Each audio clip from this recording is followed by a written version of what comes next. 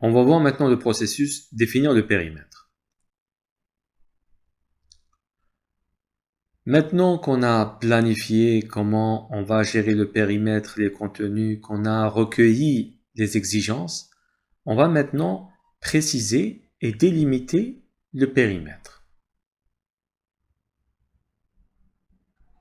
Il fait toujours partie du groupe de connaissances de la gestion du périmètre du projet. Donc, ce processus, il va nous donner en sortie l'énoncé du périmètre du projet, Project Scope Statement.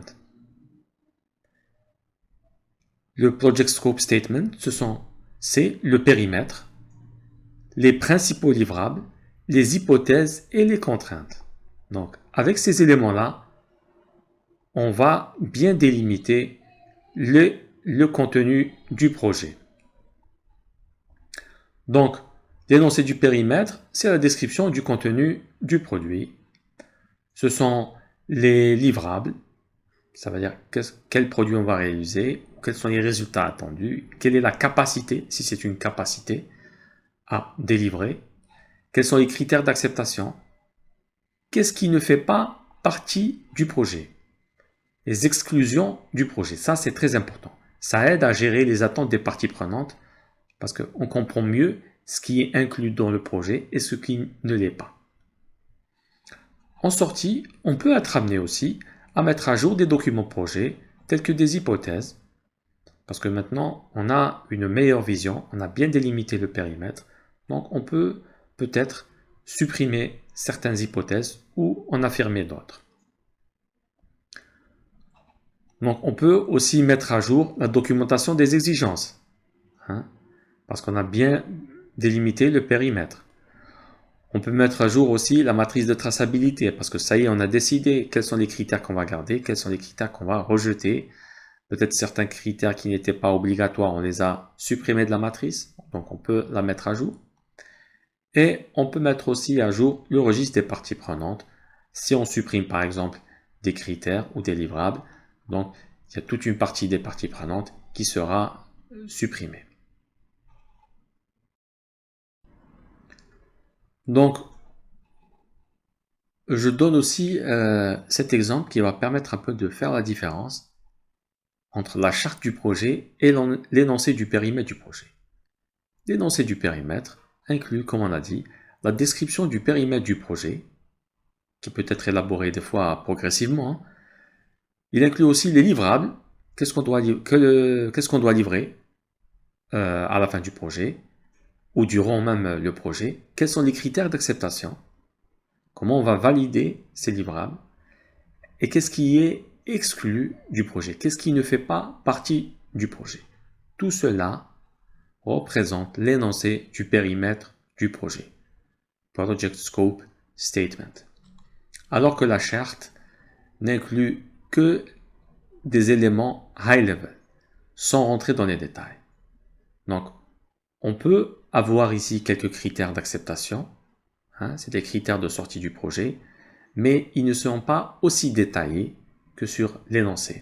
On peut ici citer aussi certaines exigences, certains livrables de haut niveau, mais ils ne sont pas détaillés. Il faut se rappeler que sur la charte, les informations sont des informations de haut niveau qui ne vont pas dans les détails.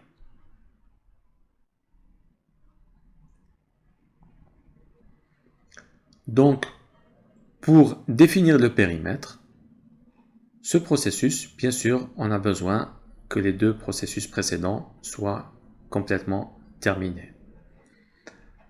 Ce processus aussi va nous permettre d'élaborer une description détaillée du contenu, du projet et du produit, de mettre les limites sur ce qu'est le produit ou le service bien sûr, ou les résultats à obtenir, et de décrire les critères d'acceptation. Donc, ce processus va permettre de retenir les exigences finales.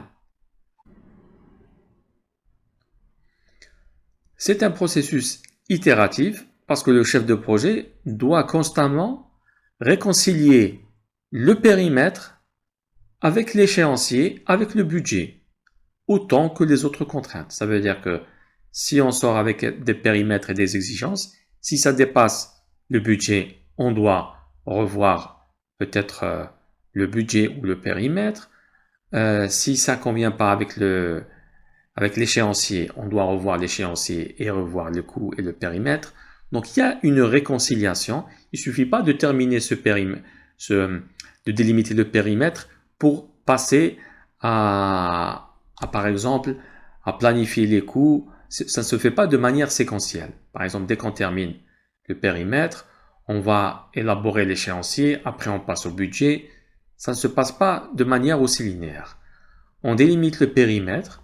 Après, une fois qu'on a fait l'estimation des délais, on va voir peut-être qu'il faut retravailler le périmètre pour rentrer dans les délais. Donc on va refaire une itération ici. Mais tout cela peut-être va nous engendrer un budget qui est très élevé. Donc on va revoir l'échéancier, on va revoir le périmètre. Donc c'est un processus itératif. Il n'est pas aussi linéaire que l'on pourrait penser.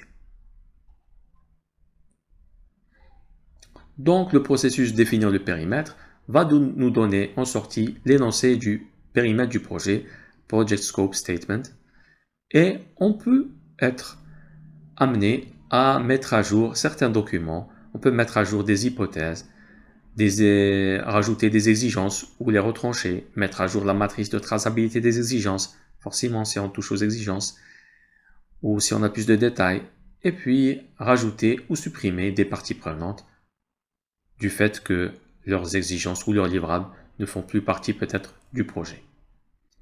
Donc pour avoir ces éléments de sortie qui d'ailleurs font partie des documents du projet, on a besoin de la charte comme d'habitude. Elle contient beaucoup d'informations liées à l'initialisation du projet, pourquoi on l'a lancé, quels sont les livrables, il y a des éléments high level ici, très intéressants. Bien sûr, on a besoin du plan de gestion du périmètre parce que c'est lui qui va nous dire comment on va développer le périmètre. C'est ce qu'on est en train de faire maintenant. Donc c'est ici qu'on trouve les détails. Et peut-être qu'on a besoin de certaines hypothèses, des exigences et même le registre des risques. Pourquoi on a besoin du registre des risques? Parce que certains risques peuvent nous amener à modifier les livrables, à rajouter certaines tâches, par exemple, pour réduire les risques, ou à modifier complètement peut-être des livrables. S'ils sont trop risqués et si les parties prenantes ne souhaitent pas prendre ce type de risque. Bien évidemment, l'environnement d'entreprise entre en jeu et a une grande influence. On va utiliser aussi le jugement à dire d'expert. On va utiliser l'analyse des alternatives. Donc on va voir est-ce qu'on laisse par exemple le livrable de cette manière ou est-ce qu'on rajoute ou on exclut certains éléments du projet. Donc il y a une analyse des alternatives qui se fait. Et bien sûr, la décision n'est pas simple, c'est pour ça qu'on a besoin d'une analyse décisionnelle multicritère. Pour arriver à un résultat, quand c'est plus ou moins difficile, on a besoin de techniques de facilitation. C'est les techniques qui nous amènent à faire participer le plus grand nombre et à sortir avec un résultat final et le suivre. Donc on peut être amené aussi à faire beaucoup d'analyse du produit. C'est ce qu'on va voir un peu plus tard. L'objectif ici, c'est de sortir avec un contenu du projet sur lequel l'ensemble des parties prenantes sont d'accord. Pour cela, nous aurons besoin en données d'entrée de la charte, bien sûr, du plan de gestion du périmètre, c'est ça qui va détailler comment on va définir le périmètre, des documents du projet tels que les hypothèses, la documentation des exigences sans doute, on aura beaucoup besoin de cette documentation, et peut-être du registre des risques.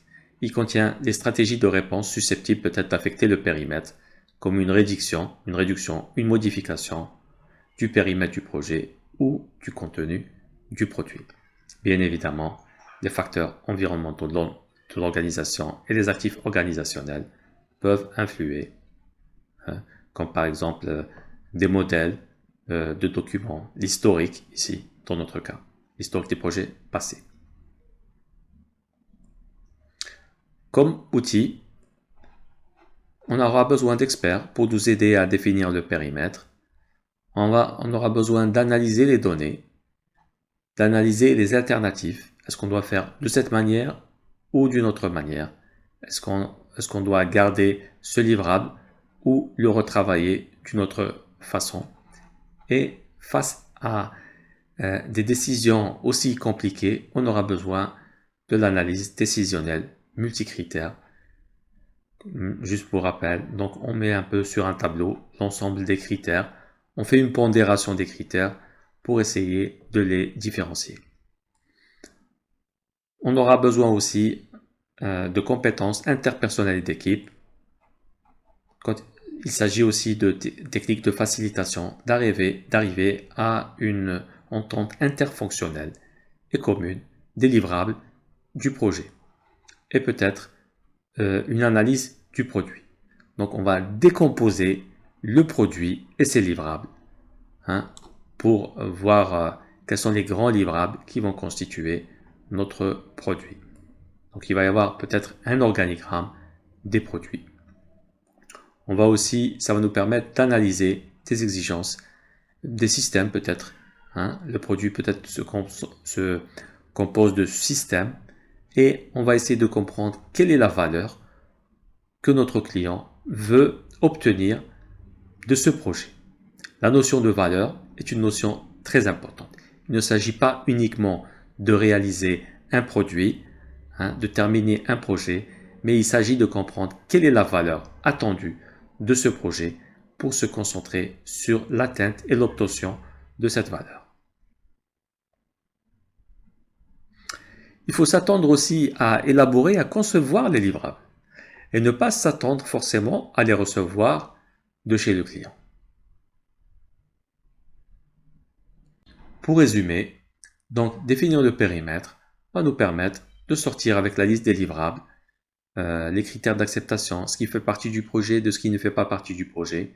On peut être amené à mettre à jour des documents tels que les hypothèses, rajouter des exigences ou supprimer, et mettre à jour la matrice de traçabilité des exigences, et peut-être rajouter ou supprimer des parties prenantes. Tout cela va faire partie des documents du projet. Pour obtenir ces informations, ces sorties, on a besoin de la charte, bien sûr, du plan de gestion du périmètre. C'est avec ça qu'on saura comment élaborer l'énoncé du périmètre. Et puis, peut-être des hypothèses, sûrement documentation des exigences et peut-être le registre des risques qui contient un peu quelles sont les solutions à mettre en œuvre, peut-être rajouter ou supprimer des éléments du livrable pour qu'ils deviennent moins risqués. Et bien évidemment, comme toujours, les facteurs environnementaux et les actifs organisationnels.